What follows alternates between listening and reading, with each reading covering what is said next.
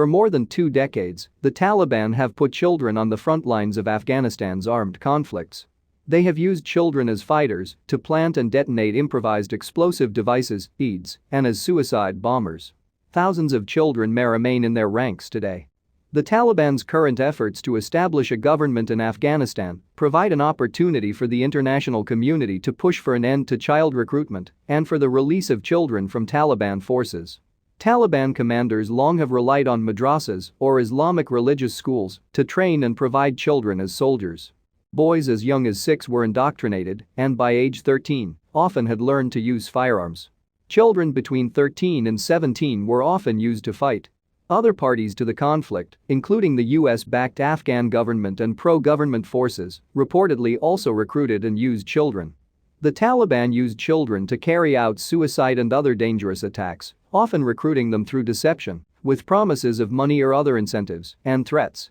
One 15-year-old boy told United Nations investigators that a Taliban commander ordered him to detonate explosives against Afghan police, promising him that if he carried out the mission, he would go to paradise and receive huge rewards. When the boy resisted, the commander threatened to kill the boy and his parents. Suicide attacks in Afghanistan were rare until 2005, but then were rapidly adopted as a war tactic by the Taliban and other insurgent groups. Since 2014, suicide attacks by Taliban forces have caused approximately 6,000 civilian casualties. Armed groups often use children to carry out such attacks because they are easier to manipulate and may be less likely to arouse suspicion than adults. The conflict in Afghanistan has been one of the world's deadliest for children. Estimates are that approximately 33,000 children were killed or maimed over the past 20 years. The death toll among child soldiers can be particularly high. During a military offensive in Kunduz in 2015, for example, Human Rights Watch spoke with several families whose children, just 14 and 15, were killed in combat only weeks after the Taliban recruited them. The Taliban have denied that they use children in jihadic operations, and their code of conduct states that boys without beards are not allowed in military centers. Nevertheless, the UN has verified hundreds of individual cases in which the Taliban have recruited and used children in recent years, including a sharp spike in 2020, and warned that the true figures are likely much higher. Crucially, the Taliban have demonstrated some sensitivity to accusations of child recruitment. In 2019, for example, the Taliban's Commission for the Prevention of Civilian Casualties and Complaints secured the release of 14 boys from their ranks following community complaints. The US-backed former Afghan government and pro-government forces also bear responsibility for recruiting and using children to fight.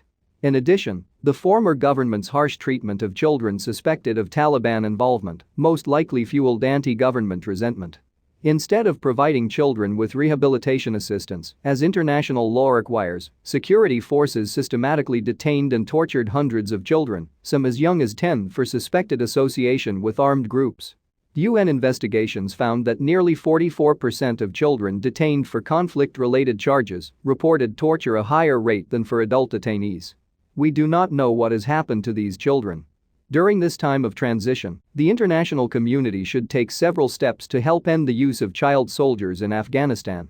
First, as the Taliban seek to establish themselves as the government, the UN, donors and outside governments should raise the issue of child soldiers. Ending their recruitment and releasing children from their ranks could be a confidence-building measure and would demonstrate the Taliban's willingness to comply with international norms.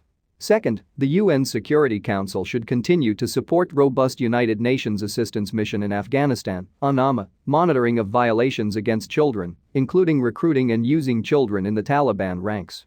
For years, UN personnel have investigated and verified individual cases of child recruitment, providing important and incontrovertible evidence for advocacy with relevant authorities.